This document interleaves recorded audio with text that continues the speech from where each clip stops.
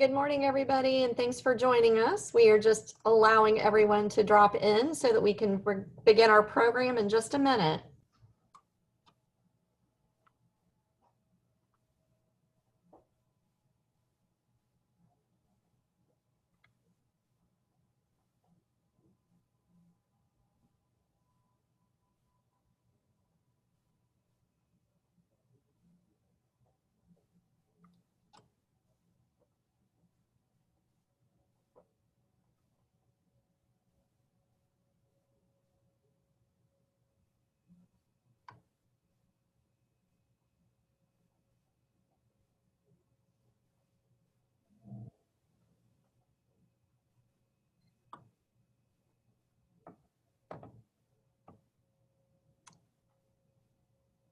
All right, well, good morning to everyone and welcome to our Small Business Success Series November webinar. I am Callie Boatwright, the President and CEO of the Chamber, and we really appreciate you joining us today. The pandemic, of course, has affected all of us in so many different ways, and the Chamber is happy to bring you the upcoming panel of experts to help us navigate where we are today in our current circumstances. I would like to introduce our sponsor and the moderator for today's webinar, Lindsay Petrini with Wellstar. Lindsay is the Chief Operating Officer for Wellstar's North Fulton Hospital and will be serving as the Chamber's incoming 2021 Chairman of the Board of Directors and my boss for next year. So we're very excited about that. Lindsay, thank you so much for sponsoring and agreeing to moderate today's webinar. As always, thank you, Callie.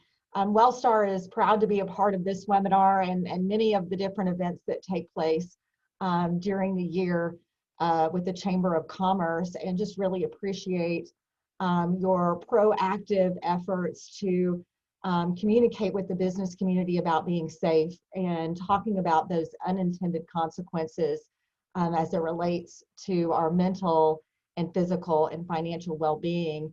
As a leader in healthcare in this market, I really value the investment in preventative medicine and our family medicine physicians and our internal medicine physicians that are out there to make sure that they do their very best to make sure you don't end up in our emergency room. And through the pandemic, and he will speak in more detail about it, we've seen folks unintentionally end up in our emergency room that had they gone to see him first, probably wouldn't have ended up there. So just really delighted about our panel today. As business leaders, we can support our employees and help others navigate those unintended consequences. So I'd like to go ahead and introduce our panel, and that will feature Dr. Alice Hogue, who is a licensed professional counselor with Summit Counseling Center. Thank you so much for being here today. Dr. Janesh Deloria, who is one of our many fine Wellstar family medicine physicians, and Meredith Moore, founder and CEO of Artisan Financial Strategies, and just a good friend too. So thank you all for being here. If our audience has any questions, please use the Q&A button at the bottom of your screen. We will have a Q&A session at the end that Callie will facilitate. So our first panelist today is Dr. Alice Hogue with Summit Counseling Center. She has over 20 years of clinical experience working with individuals, couples, families, and groups at inpatient hospitals, public health facilities, in private practice, and in nonprofit organizations. She specializes with working with women in just a variety of different arenas, everything from anxiety to depression to infertility issues, divorce recovery, co-parenting, and the blending of families. And so, Dr. Hogue, thank you for joining us today. Mental health and wellness has been a hot topic for our employers and their employees, and something that has been a huge impact here of the pandemic. What is your advice to the audience? Well, thank you for giving me the opportunity to address the audience, and thank you for letting me participate on this panel.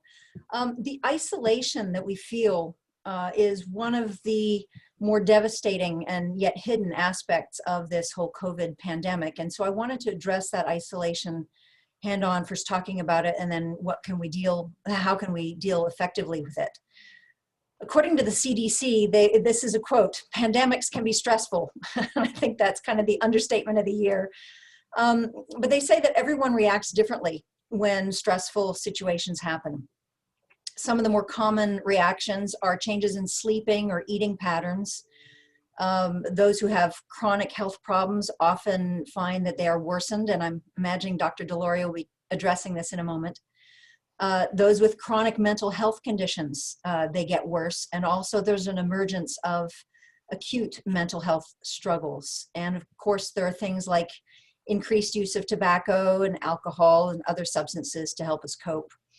In this particular COVID pandemic that we're experiencing now, we've seen huge increases, unfortunately, in the incidence of child abuse, domestic violence, assaults, and hospital admissions are on the rise, not just for the medical issues, but for mental health issues such as anxiety, depression, and serious suicidal thoughts.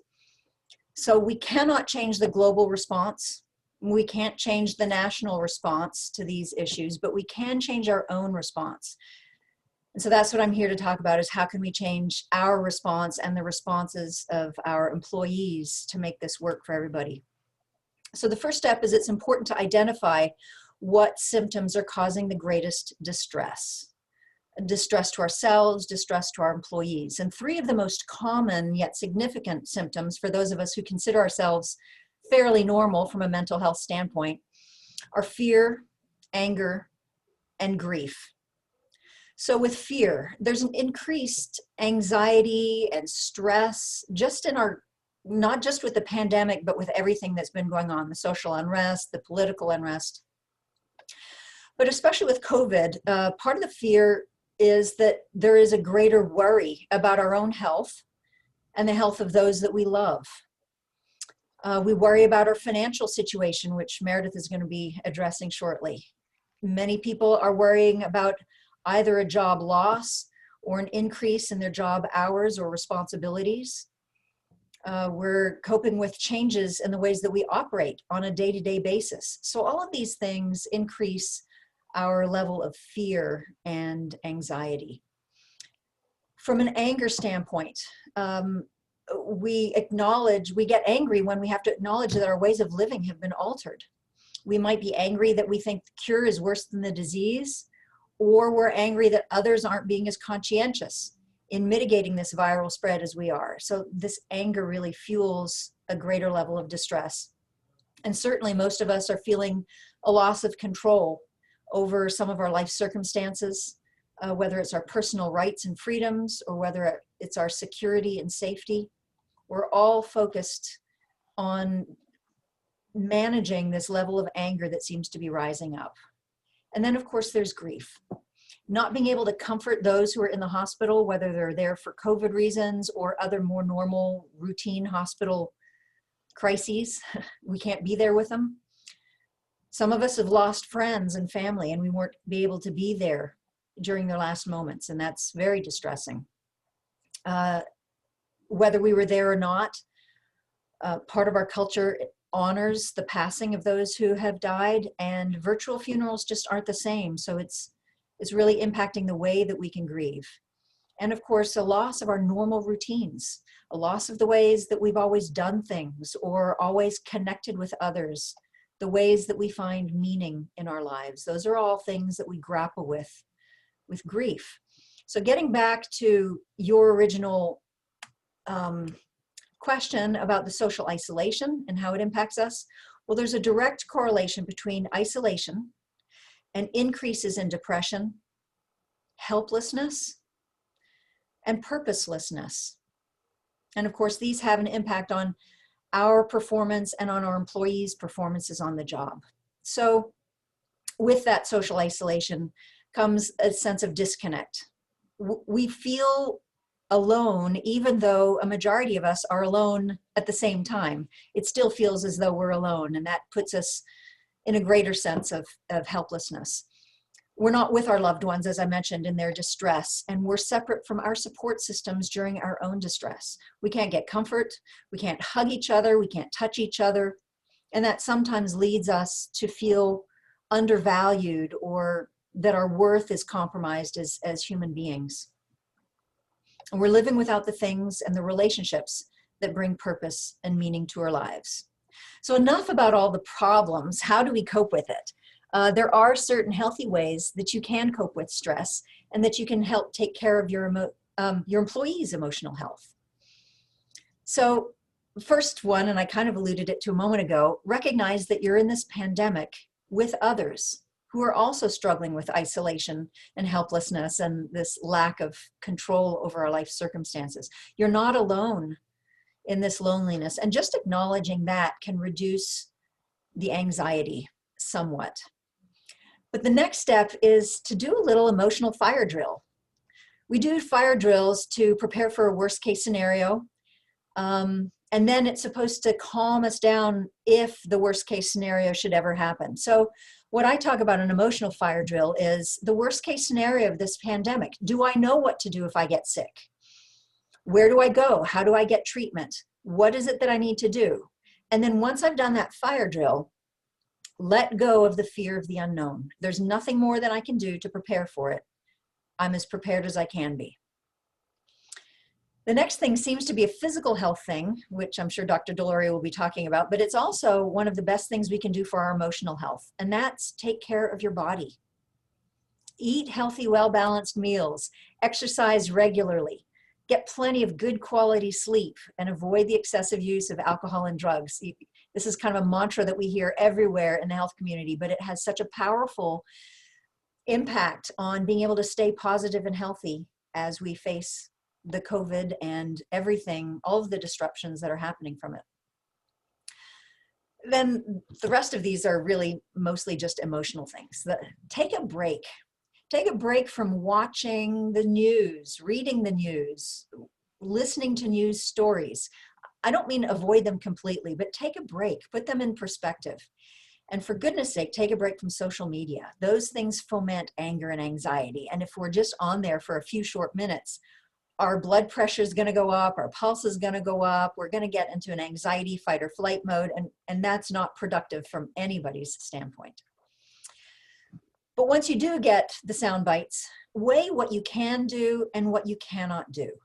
Then focus on what you can do and let go of those things that you can't do. There is so much that we talk about going round and round on, oh my gosh, isn't it terrible? Oh my gosh, isn't it awful? Oh my gosh. And that doesn't help solve the problem. So if we can focus on the things that we can do, that really puts us in a position of gaining back a sense of control. Take time to unwind. Prioritize self-stewardship. So that might be stopping for 20 seconds to take a deep, slow breath in and release it slowly. That really has a powerful impact on our nervous system, and it can bring us back to a sense of calm. Do some stretching, just stretching and opening up your chest, stretching as you sit in the chair and open up your arms wide. That can have a calming, relaxing effect. Meditating, if you have the privilege, even just 5 minutes, focusing on one thing without allowing your thoughts to be captured by something else, but staying right here in the here and now on some thought and not allowing the other thoughts to distract you. Laugh. Oh my goodness, laughter really is good medicine. Watch something that triggers a deep belly laugh, or connect with somebody. Read some silly, goofy comic strips. Whatever is your thing to get you to laugh. Laughter can really diffuse an anxiety or an angry situation. Take an awe walk. Now, this is some new research by, I believe it was University in California this year, and they talked about awe walks. Just briefly, I'm going to tell you about the project. They told people to take 150 minutes of walking every week. And half of the groups, that's all they told them to do. So they went out and they took their 150 minutes of walks, and they showed some cardiovascular benefits and some other benefits to that. With the other half of the group, they added in this little caveat. While you're on your walk, I want you to experience the outdoors with a childlike wonder. Try to find something that captures a sense of awe. And so these individuals although they also increased in their cardiovascular health, they produced tremendously more happiness and positive emotions at the end of the study, and they showed over time a decrease in their stress level. So just going out and focusing, not just taking a walk, but walking and finding something of awe. I did this earlier this week. Actually, it was yesterday. I found some leaves that I thought were the most beautiful, well, not necessarily the most beautiful, but I found awe in just the variety of colors and shapes. And some were still green, some were yellow, red, orange. And there was just a sense of lightness that came over me as I was sifting through all the leaves on the floor, or on the ground, trying to find some awe. Another thing that you can do is pamper yourself with whatever gives you a sense of contentment. It can be a bubble bath, it can be a favorite hobby, but whatever it is, purpose, intention to do something on a regular basis. It doesn't have to be every day, it doesn't have to be every other day, but frequently pamper yourself with something that gives you a sense of contentment. And then connect with others the best way that you know how in this time of virtual connections. I've been known to say that face-to-face interaction is like a 10 on a scale of 1 to 10 or 0 to 10, and no interaction is like a 0.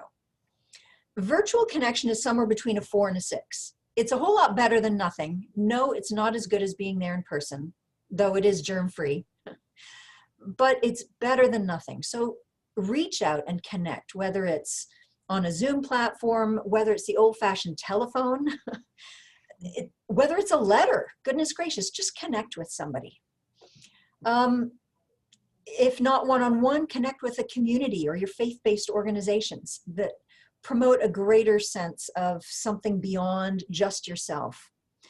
And finally, connect with some function greater than yourself. For example, getting involved in volunteering. Now your work may be very volunteer-based, but I'm talking about something else that brings meaning beyond your work. For example, you may have a neighbor who might be temporarily disabled from something. I had a neighbor who was taking chemo treatments, and she had a very large dog, and the dog needed to be walked. So my children went over and offered to walk her dog for her while she was taking her chemo treatments. And they just felt better knowing that they were doing something to promote good for this woman. Take food to a shut-in neighbor, or I don't know if this is an acceptable thing at your hospital, but a few years ago, my father had suffered an accident and was in the hospital for 12 days. And my mother and I would come and kind of take over, watch, make sure that he had somebody there with him at all times. And so while we were in the waiting room, it was during the holiday season, and people who had been in a waiting room holiday season in the past brought food for those who were stuck during the holiday season in the hospital waiting room, hospital lounge. And it was so enriching for me to know that somebody had thought ahead and just did that for me. And I'm sure there was a sense of well-being for those who gave the food, and knowing that they were ministering to, or just a random act of kindness to a total stranger who wouldn't know that they had done that, or who it was that had done that. So those are some things that you yourself can do. Those are some things that your employees can do, but there are some other things that you can do for your employees. Doing those things that I just talked about will help model for your employees healthy behaviors, so hopefully they'll do them. But for your position as employers, you can also normalize the mental health challenges associated with this for your employees. Check in with your employees on a regular basis, one-on-one. Let them know, or whether it's all of your employees or just the next level of managers, let them know that you care about their well-being and that you understand that this is difficult for them too. Ask about any struggles that they have, not getting into their personal business, but just on a general basis. Is there anything that you can do to support them, to make them work more effectively during the pandemic? And then really listen to what they have to say. They may have some strange requests. They may have some very easy requests that would be easy to accommodate. But knowing that they've been listened to really will give them a sense of value, and they will feel more connected with you and more apt to work well for you. Maybe be flexible with the hours that they have, or whether they have to be in person or if they can be in Zoom. I'm sure you've done most of that. We've been in this long enough. But communicate to them about any additional changes that need to be made. This is not a static pandemic that we're dealing with. It just seems to kind of linger, and then ups and downs, lockdowns, lightening the load. So communicate with them as soon as you can about any other readjustments that they have to make with their lives. And let your employees know if you have an employee assistance program, or if you have a health benefit for them, let them know that mental health is covered just as physical health is, and encourage them to seek supportive services from a counselor. Feeling alone in this global pandemic has huge impacts on people's mental health, yours and your employees. And in turn, it can have a huge impact on our performance. They may lose focus, you may lose focus. They may be so anxious and distracted, or feel so depressed and helpless that they underperform. So letting them know that you care about their well-being will not only improve their work product, but it'll also increase their devotion to you as a benevolent and caring employer. So that's the mental health aspect. Lindsay? Thank you so much, Dr. Hoog. I appreciated hearing that. I think everybody on the call, there was something that resonated with everyone. So very much appreciate that. Next is Dr. Dinesh Deloria with Wellstar Health System. Dr. Deloria brings extensive experience to Wellstar Medical Group. As a primary care doctor, his office is located in the Crabapple area, focusing on giving patients the highest quality of care while guaranteeing their participation and managing their own medical conditions. A qualified physician, constantly up to date on the most progressive techniques available, he strives to get their patients feeling their best. So, Dr. Deloria, great to have you today. As you and I both know, the hospitals have been very engaged with the pandemic, as well as our medical providers in the community. Today, we'd like to talk about patients who need to get their routine checkups, maybe are avoiding elective surgeries, concerned about coming in to see you for their annual exams, and may not be taking care of themselves for a variety of reasons, including many that Dr. Hoag likely spoke of. How are our medical professionals handling these, and how can we encourage our community to continue to monitor their own health? Morning, Lindsay. Thank you. Wanted to also thank the Chamber for having me today and being a panelist. You're absolutely right. Since the start of this pandemic, we have certainly seen a lot of patients trying to avoid coming in to see us. When the pandemic first started, I think we started to see this slight decline because we were just trying to navigate through there to see what do we need to do? What are the precautions we need to be taking? And as we were going into the modes where there were a lot of lockdowns that were going on, that was one of those things that we were advising individuals that had chronic conditions to please stay at home and not to interact and those kind of things. So early on in this pandemic, we certainly saw that. I think overall, not only in my office, but those in my colleagues, whether they were out at the Avalon Health Park, where they were seeing not only adults, but also the pediatric population. We saw that with other specialists as well. And certainly the emergency room and also the urgent cares. So people stopped going to see their doctors. And we had to find a way to try to continue to be engaged with our patients and for us to say, it's okay, we're still here. We're still here to take care of you and still here to help you deal with whatever chronic conditions you have going on, whether they're, or any new conditions that are bothering you. And so I believe from the time of about February through till about April, I think there was about a 60 to 70% decrease of office visits that we saw in our offices throughout the North Fulton area. We also, the same thing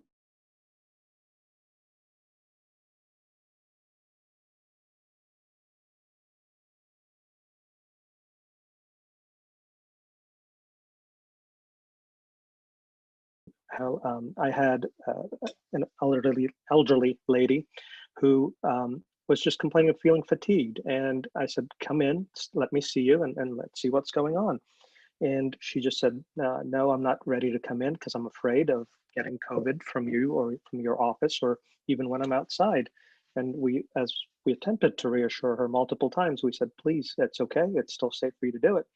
By the time she was able to get in to see one of our other specialists, the cardiologist, we found out that she'd had a heart attack and she had delayed her care to the point where after further workups and stuff had been done, this person needed to have more things done to her in regards to having a longer procedure than it would have been if she would have come in earlier. And, when we look at patients that came in or don't come in, it's the ones that we worry about the most that have the chronic conditions, that have diabetes, that are obese, that have the cardiovascular issues, those that are immunocompromised, or the ones that are fighting things like cancers. But we also have caregivers. Some people will take care of their moms and their dads. And if they're doing that, then they're not taking care of themselves. And that's been a fear where if you go see your doctor, then maybe you will come back home and give this to somebody that you love. We saw the young population that was coming in for their annual visits, but stopped coming in for their annual visits. And so as we have gone through all of this over the last couple of months, we have made some adjustments, not only in our offices, but I know also at the urgent cares and even at the hospitals. We've taken a lot more safety precautions to make sure that everybody is safe. And it has been one of those things where when we look at places where people get the transmission from COVID, it has been at the skilled nursing facilities. The number 2 place that we're now seeing it is in schools. It has not been in the hospitals. It has not been in the urgent cares. It has not been in our outpatient settings. And so when we take care of those things, which we have, once again, when you come in here into my office, you will certainly be told, please have a mask on. And everybody else that's in here has a mask. And we also have face shields on when we see patients, regardless of the symptoms that you have or the reason that you're coming in. I think a lot of us in our practices now have also dedicated special rooms where if we need to do testing of any sort for COVID-related patients, we've got a special room for that. And we've got special times assigned for these individuals to come in and for them to have the proper assessment done. We've now got a lot of the personal protective equipment that we were a little short on when this pandemic first started. But through all of this, as we have changed, the other thing that I think has helped has been technology. We were not used to doing virtual visits. That is something that we learned, and we learned very quickly. We incorporated that well here within Wellstar, and we had, within a month of this pandemic, we were doing more virtual visits than we had done in the past. Now, I agree with Dr. Hoag. Seeing a patient virtually and seeing them in my office is completely different. There's limitations to that. I can't check your blood pressure. I can't check your blood sugars. I can't listen to your heart or your lungs. If you've got some sort of a mole or a skin lesion, I can't take a look at that virtually. And those are the kind of things that we have missed. But as we have tried to reassure patients, it is perfectly safe for you to come in here because we're taking those extra steps and those extra precautions. That has helped. And I think in the past, probably 2 months, we have started to see more patients coming back in slowly. I know my pediatric colleagues have seen the rates of immunizations decrease in young kids. And that has been a problem because now you're playing catch up to that. Women and men, when they come in for their annual physicals, there's immunizations that some people need. Sometimes you need to go to a gastroenterologist for routine colon cancer screening. So patients have avoided doing that. And as we try to slowly get back into it, we don't want to miss things early that we can prevent. And that's the main purpose of asking everybody to come in on a routine basis and on a regular basis, not just for follow-up on their chronic conditions, but also for their well visits and their routine yearly physicals. Those are the things that we pick up when you come in for your routine physicals. If you've got issues where your blood sugars have been trending higher, if you've got issues where we've noticed that there is a higher cholesterol, that's the time where we can tell you, please come in, let's make those adjustments, and let's see how we can get you to be healthier. The one thing that we've certainly seen is a bump up in our COVID weights, as I like to call it. All of us have gained a little bit of weight during this time, and I am not an exception to that. I certainly gained about another 10 pounds, which I didn't need to. My son ended up pointing that out one day where he said, "Dad, you're looking a little bit leaner than you were before, a little bit chubbier than you were before." But it's one of those kind of things that if we don't take care of ourselves, we are going to have other consequences down the line. And the ability for us to do the dieting and the exercising has certainly changed. Some of us like to eat out and enjoy being outside, and there's been limitations to that. A lot of people enjoy going and working out at the gyms. There's been limitations to that. But if you cannot go to the gym and you enjoy going on a treadmill and you enjoy jogging, there's no harm to doing it outside where it's still safe. I've certainly done that where I'll walk around in our neighborhood, or I'm not a gym person, but there are a lot of individuals that are, and they love going in, they love interacting with other people. But if you've got the ability to go outside in a safe community, by all means, go outside and work out just like you were doing at the gym. It helps when you are watching your diet and when you're exercising, not only your physical health, but as Dr. Hogue pointed out, your mental health as well. When I usually will advise my patients, if you are going for that long walk or if you are going to go jog, leave your electronics at home. Unless you need it as an emergency where you have to have it, leave it at home, and that gives you that 15, 20, 30 minutes of me time that lets you recharge and refocus and reprioritize what's important for you and what's important for life. So we're seeing a lot of patients slowly coming back into our offices. We're still playing catch up with a lot of folks that have a lot of these chronic conditions because, once again, we have not been able to do blood works and those kind of things. There's been individuals that would have benefited from coming in early where we saw a skin lesion that needed to be biopsied, but because of the delay, now that has spread or gone to other places. I've seen it in my practice. We've seen it in my colleagues' practices around here. So those are the kind of things we want to avoid doing. When it comes to going for procedures, I know we're taking extra steps at the hospital where we're doing the COVID testing before anybody's coming in for a procedure, and we're making sure that these patients are being quarantined. So after they've had that test done, it protects the patient and it protects the staff that's taking care of them as well. When we look at the rates of which staff has gotten COVID from patients, that rate is very low because of the fact that we are taking the necessary precautions by wearing the masks and wearing the shields and protecting ourselves. So our ER volumes are slowly coming back. Our urgent care volumes are slowly coming back, and my office volumes here are certainly slowly coming back. And we appreciate the fact that people are listening. And I think what we have to do is just to reinforce the fact that it's still okay to come in, just like you would have if it was flu season, or if you needed something and you had a cough or a cold. We've got the extra precautions, and we'll put you at the right time and the right place so that you don't feel that you will get something from somebody or give something to somebody. And so those are all the extra steps I know we're taking, not only in this office, but over at the Avalon Health Park, over at my colleagues that are at Hospital Boulevard, up at Windward, or down even at Hokum Bridge. I know for a fact that we've all been on the same page, as that has been one of those system-wide rollouts that we have incorporated, and that's what we follow. So from the person when you meet them up front in the waiting area all the way till the back.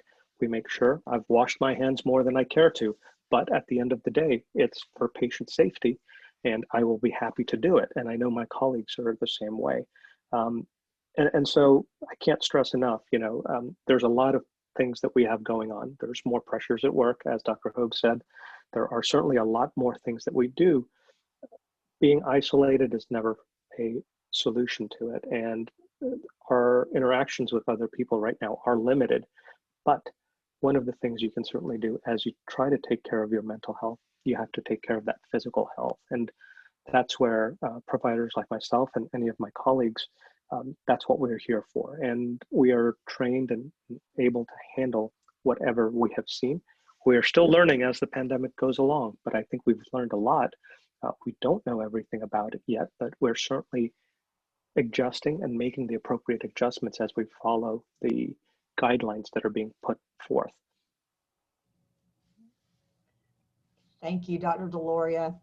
Well, mental health, physical health, definitely financial health plays a role in having mental health and sometimes physical health challenges. So our third panelist is Meredith Moore with Artisan Financial Services. Meredith brings a passion for lifelong learning to her role as founder and CEO of Artisan Financial Strategies. Clients and colleagues alike appreciate her unflagging commitment to empowering others through knowledge, skills, and insights that help them meet their financial goals. Her boundless drive and curiosity is always evident, whether she's creating a comprehensive financial plan or working to understand and advance women's issues or serving as a mentor to other women's professionals. She is a Women in Business Award winner from 2018 and a very active member of the Chamber community. Meredith, thank you for joining us today. We have seen job changes, reduction in force, people pulling their 401ks out to help and utilizing their savings. Can you give us some best practices and advice about maintaining financial well-being during the pandemic? Absolutely.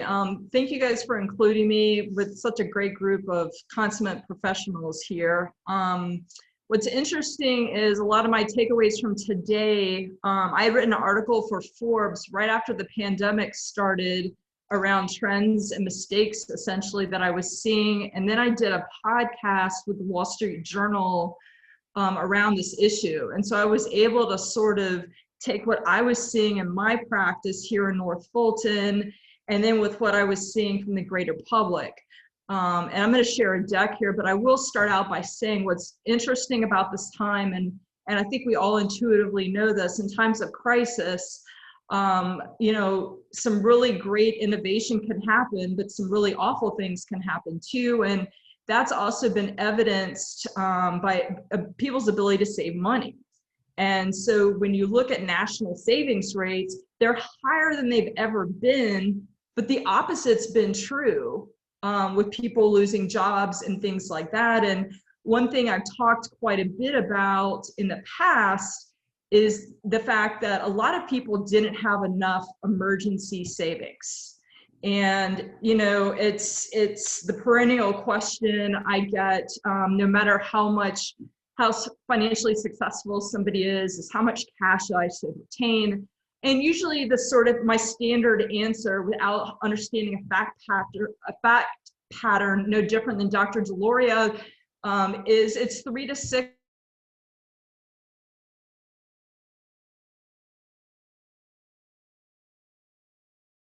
And when you're navigating a job as, say, an SVP, the ability to get the same comp, it may take a lot longer. And so sometimes that 3 to 6 times your living expenses might need to be higher to be able to get to that same point. So I'm going to attempt to test my technology. As a Georgia Tech grad, if I can't do this, we've got bigger problems. Okay, so here we are. Give me 1 second. Okay, so I do a webinar on this, and what I wanted to talk about today were 3 issues that I'm consistently seeing. And so the first thing I want to talk about is the fact that very few people that I see have sort of a centralized core financial plan that has guardrails. And a great example of this was in March when you started seeing markets move significantly in response to the pandemic. There weren't guardrails on how to respond to those market movements. There's an area of study in my industry called behavior finance. And it essentially drills down to the fact that when markets go down, that's when people tend to want to sell no matter what the purpose of that account is. And no different when markets go up, that's when people want to buy, and that might not be the best time to do it. So there's a big psychology element. And again, I know that's Alice's wheelhouse, but I do a lot of stuff in that area of behavior finance. And so in creating that centralized hubbed plan, which should include everything from how you structured your estate planning documents to how and when you do refis on mortgages, especially with the interest rate having gone down, to how you structured your life insurance and beneficiaries and how they should always be referencing all those estate planning documents that I know everybody on this call gets reviewed annually. It comes back to open enrollment. We just had open enrollment. So did somebody look at what your investment options were? Did they make changes? And how did those selections roll up? So that core plan takes sort of the guesswork, the emotion out of how to make these decisions. And especially in time of crisis, where I think we all have a lot of decision fatigue. And so the second big issue that I want to talk about, and it comes back to that behavior finance standpoint. Look, everybody knows in investing about diversification and why you can't guess which asset class is going to one is where one might outperform the other. But to create meaningful risk to purpose. And what I mean by that, I have a sophomore at Woodward Academy. So I've got 2 years before I have to cash flow a tuition to college. And so an account that I'm saving for college should have a materially less risk than if I have what I would call a work optional or retirement account, where I'm gonna have a 20 to 30 year time horizon on that. So yes, create diversification, but a lot of people just throw everything in one bucket and don't really meaningfully think what the purpose of that account is, and therefore how should I structure it? If I've got a senior in high school, do I even need to be in the market? Should I just buy a CD for that first year tuition from a risk standpoint? And so really, think about your world with very customized situations and what am I doing with the different accounts? Create purpose to those accounts, create diversification, but coordinate the corresponding risk to that purpose. And again, it takes a lot of the guesswork and again, reduces some of this decision fatigue that we're all dealing with. I feel like I'm almost like an Apple employee. If I could just wear black all day long and not have to make guesses about my wardrobe, my life would just be a lot easier at this point. Okay, and the third I would argue is arguably most important. So many people don't have financial advisors, and we can sit here and debate what a financial advisor is. I would argue, and I mentor quite a bit in my industry, a financial advisor is not somebody that just manages your investments. And if that's what you have, that's not a true financial advisor. So I always joke that what I do is 20% accountability and 80% technical. And so if you don't have a formalized cadence of check-ins, you're doing yourself a disservice. Frankly, again, it's a little bit like Dr. Deloria. We're doing well if they come in for the annual physical, or in my world, the annual review. But frequently, again, your financial world is not static. It's like your health. It consistently changes. And with it being dynamic, sort of mini projects that you're working on through that year should also change. And so if your advisor is really doing you the right kind of service, it's holding you accountable to these mini projects, and they should own homework on that every bit as much as you should. So I know at least a lot with our clients, we're having 2 planning check-ins through the years. We've defined a series of projects that we're working on. Again, whether it's refis, whether it's, hey, we did those estate planning documents last year, but we haven't changed the beneficiaries, the points of that trust inside the will. That needs to get done. And so it's the planning check-ins as well as the deep dive review. And given that things are moving very quickly, again, hence the election, people always ask me about my market prognostications. And for those of you that read my Friday Power Reads, you know that the only thing I can tell you is there's going to be volatility and we don't know what's going to happen. But it's having a formal cadence to hold you accountable every bit as much as doing the deep dive technical side. None of us are robots on here. There are some really smart people I know on this line, but we think sometimes we can self-manage, but again, unless you're a robot, it's good to have that third party, high-level subject matter expert that can also sort of assist you to make sure that you're staying on the right track. And I will tell you, in my 22-year career, we've had two of the biggest tax law changes this year. And, you know, again, if you didn't have a formal cadence, how would you know whether to zig or zag and how that impacted you? And potentially with the election, not for many people, but for some, tax law might change. And so how does that affect what you're doing? And so that comprehensive approach with formal check-ins and appropriate work product, not just the managing of an account, is what a true financial advisor does. And the other thing I'll say, and since I didn't set my alarm, of course, on this, is I build a lot of tools. I'm a big advocate of having resources. One of the big things I always talk about is the importance of having and maintaining a balance sheet on a quarterly basis, so you know where all your stuff is on one sheet. I will tell you, I had a client in North Fulton.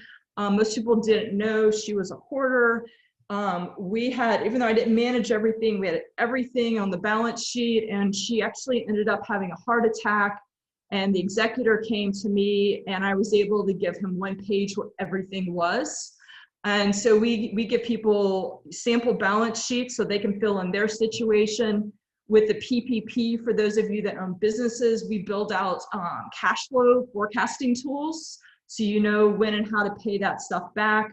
We've built tools out with ways that you can, like specific projects that you can work on. So again, in order, if you want to get access to that after we get off on this, I'll throw that link in the chat box if you guys want to get that. So, and again, I could go on and on my piece, but now, just like on the medical side, is a very important time to really be thinking on having the right structure around you. All right. Thank you, Meredith. Thanks, Lindsay. So this has just been a great panel and a great presentation today. I thank all three of you for taking the time to give us your expertise and your insight. We have some time left for a Q&A. We had literally 10 minutes scheduled, and I see we're right at 11:50, so we are on time. So I will pass it back to Callie. Thank you, Lindsay. I appreciate it. And thank you to all of our presenters. We have a question right now that goes back to, and I believe everybody dealt with this conversation, but how do we help others who may have FOMO, fear of missing out, and their need to regularly check social media? I know both Dr. Delaria and Dr. Hogue spoke about this. Any comments about that? Dr. Hogue? Well, there's no cure. I mean, there's no way of strong arming your employees to ditch the phone or, you know, stay focused on your task in front of you.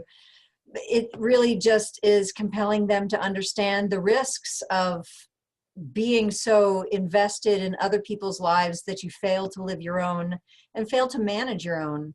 You know, we're all called to self-stewardship, not other stewardship, and nobody else can steward ourselves any better than we can. And certainly there's one other person that can steward the other person better. So if we compare, if we get distressed, if we get on board with some, whatever it is that we're following, it just creates distress in our soul, and it's time wasted. It really gets us on a treadmill of anxiety rather than being able to actually do something. So it really is just, if you bring it up to your employee and say, this is not in your best interest as an employee to get constantly distracted and pulled from one conversation to another on social media or whatever. We gotta do, I mean, there's no way to strong arm your employees to doing what's best for them and for us as the employer. Right. Dr. Deloria, do you have any other better comments? No, I guess I will echo the same things that you just said, Dr. Hogue, which is to say, if you know that you're going to sit down for dinner with the rest of the family, or if you know that you're sitting down with the rest of your colleagues at work, put the phone away. You don't need to be looking at it as you guys are interacting with each other, because you're there and you're talking to those individuals. Same thing when you get home, there should be this is where I'm dumping my cell phone, or this is where I'm dumping my other electronics. It's easier for me to say it than for you to do it. And I know it and I get it. At night when you try to go to sleep, a lot of folks, that's what they're on. And it's a habit that you have to break. It's a cycle, and it's hard to break that cycle if that's what you're used to. And that's why I made that suggestion, which was, if you do go exercise, or if you do go outside and you're exercising, then put the phone away, because then that breaks that cycle for you to need something as you're doing it. If you've got an old AirPod or anything else to listen to music for, by all means, put that in. And if that's what you want to do when you're exercising, put that in instead of using your phone to do it. So that's what I would probably add to what you said, Dr. Hogue. Yeah, I think that's great advice. Meredith had she used the word guardrails, which I think is important. She, of course, was alluding to the financial aspect of that. But Dr. Deloria, you mentioned weight gain during COVID. And I've heard many people say that they felt like, they've gained the entire COVID-19. I think that each of us as individuals, it's incumbent upon us to set those guardrails, right? I know that if I get above or below this, it's probably not healthy. Meredith, is certainly from a financial perspective, you need to have the guardrails within, knowing how much you can pull out or utilize. And Dr. Hoax, really with a mental health, in a mental health capacity, understanding where your limits are and spending too much time involved in others' lives and not enough maybe reflecting on your own would be part of that. So I really liked that idea of guardrails and being able to implement that across the board. We have 5 minutes left. I'm going to ask each of you just real quickly, if you had one piece of advice that you could give our listeners today that you think would make impact no matter who they are, what would it be? I'm going to start, Dr. Deloria, you're unmuted, so I'm going to start with you. I will just say, take care of yourself and take time for yourself. We are always busy. We're always going to be busy, and enjoy who you have and what you have, because tomorrow is never guaranteed, and we all know this. But enjoy it, and yes, things are different. Yes, things have changed, but we've adapted to it. We're going to continue to adapt to it. And we have to have that mindset that this may be something that we're going to have to face for a little bit longer. A little bit longer is the unknown, which is what drives a lot of that anxiety. Take time for yourself and make sure that you come see your docs, or whoever they are, whether it's a primary care doc like me or your specialist. Make that time and go see them. I like that. Take care of yourself. Meredith, you're also unmuted, so I'm going to ask you one piece of advice that would benefit everybody. Yep, your financial health is no different than your physical health with working out and nutrition. The beautiful thing about it is you can always decide tomorrow that you're going to change the path that you're on. Excellent. And Dr. Hogue, little piece of insight to help all of us this week. Just intention, in the sense of being out of control. We have control of our intentions. And so use your intentions well to make them do what you want them to do. Thank you all so much for your time today. We hope that all of our participants have enjoyed today's program. I want to especially thank Lindsay and Wellstar for sponsoring today's webinar. And Lindsay, thank you for serving as our moderator. Great job with that. I also want to go back and just show appreciation for our amazing panelists who obviously could be doing so many things with their time right now. Thank you for taking your time and your expertise to help us. Dr. Hogue with the Summit Counseling Center, Dr. Deloria with Wellstar Health Systems, and of course, Meredith Moore with Artisan Financial Strategies. To everyone who joined us today on this webinar, thank you so much for taking the time out of your busy schedule as well. And we hope that you have a great day. Thank you. Thank you. Thanks.